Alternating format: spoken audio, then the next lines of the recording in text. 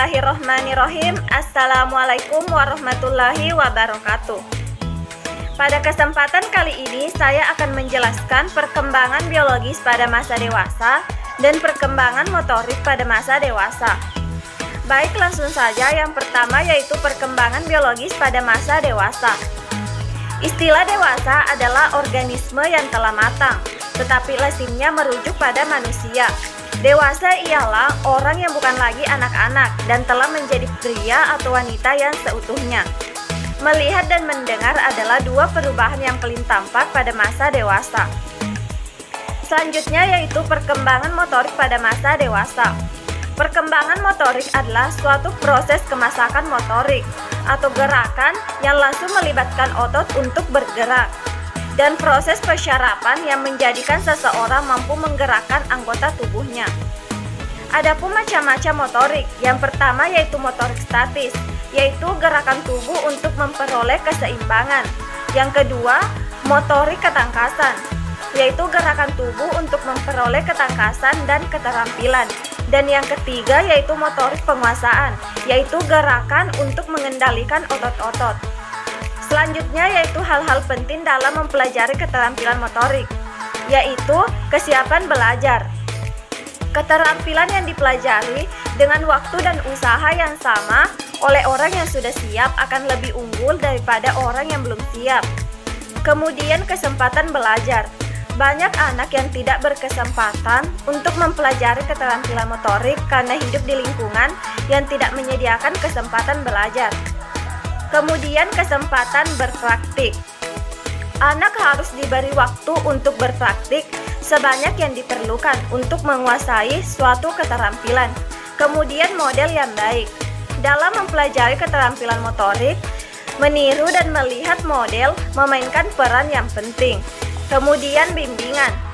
Dalam keterampilan motorik, meniru model yang benar membutuhkan sebuah bimbingan. Kemudian motivasi. Motivasi belajar penting untuk mempertahankan minat dari ketertinggalan. Kemudian, keterampilan motorik harus dipelajari secara individu. Dan yang terakhir, keterampilan motorik harus dipelajari satu demi satu. Perkembangan kognitif pada masa dewasa. Menurut Piaget, berpikir formal operasional seperti usia remaja 11 tahun sampai 15 tahun, yaitu cara berpikir yang lebih logis, abstrak, dan idealistik. Namun dari segi kuantitas, jumlah pengetahuan orang dewasa lebih banyak dibandingkan remaja, sehingga mereka berpikir lebih sistematis dan terampil. Fase-fase kognitif masa dewasa menurut Warmer Shell 1977. Ada 4 fase, yaitu pertama tahap mencari prestasi, di mana di sini terjadi pada masa dewasa awal. Kedua, berkaitan dengan perencanaan di masa depan atau karir dan perolehan pengetahuan. Kedua, tahap tanggung jawab, di mana di sini dimulai sejak awal masa dewasa awal dan terjadi ketika keluarga sudah terbentuk, pemenuhan kebutuhan pasangan dan tahunan. Ketiga, tahap eksekutif, di mana terjadi pada masa dewasa madya dan individu bertanggung jawab terhadap sistem di lingkungannya, terutama yang berkaitan dengan keorganisasian atau lembaga. Dan yang terakhir yaitu 4, masa reintegratif, yaitu terjadi pada masa dewasa akhir, di mana di sini individu memfokuskan pada kegiatan yang bermakna bagi dirinya.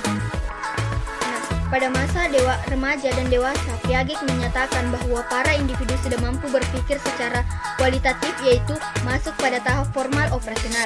Bisa kita lihat dari jumlah para dewasa awal lebih mampu berpikir secara kualitatif dibandingkan para remaja. Hal ini dikarenakan karena pada masa dewasa awal sudah memiliki informasi lebih banyak dibandingkan pada remaja. Lebih jauh, perkembangan proses berpikir para dewasa awal memiliki beberapa ciri khas, seperti tahapan berpikir realistik dan pragmatik.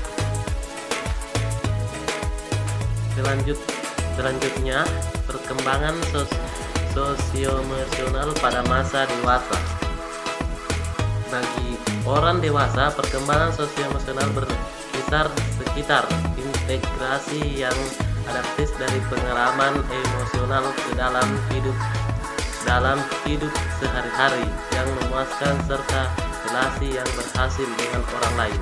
20 tahun pertama dalam kehidupan biasa memprediksi kehidupan sosioemosional pada masa dewasa.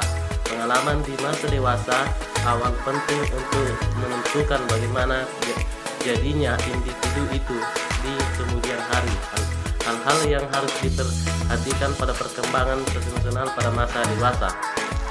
Dalam hal ini ada 6 yang perlu diperhatikan pada sosioemosional pada masa dewasa.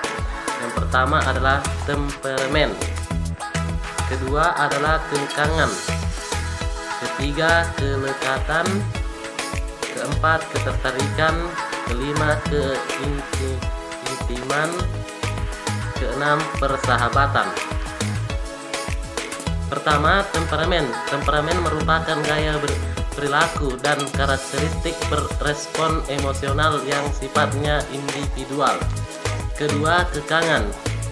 Individu yang memiliki temperamen yang terkadang di masa kanak-kanak cenderung kurang dapat bersifat asertif atau memperoleh dukungan sosial. Selanjutnya, kelekatan. Kelekatan muncul di masa bayi dan turut memainkan peranan penting dalam perkembangan sosioemosi seseorang.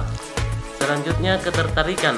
Secara keseluruhan, kawan-kawan dan kekasih kita memiliki lebih banyak kesamaan dengan kita dibandingkan ketidaksamaan. Kawan dan kasih sayang cenderung memiliki sikap, nilai, gaya hidup, dan daya tarik fisik yang merupakan satu sama lain.